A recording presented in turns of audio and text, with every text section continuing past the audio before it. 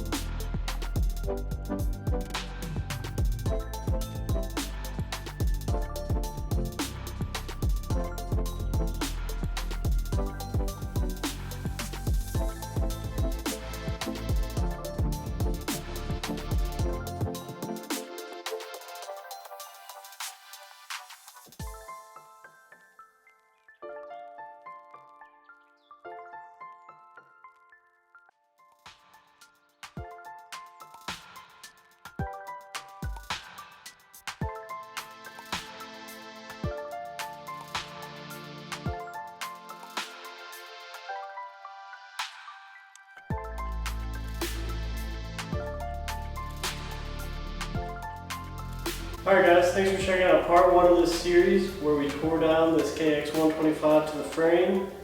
Check back in the next few days for part two where we're going to start cleaning up all these parts and we'll get this frame sanded down and repainted hopefully. Thanks for watching guys.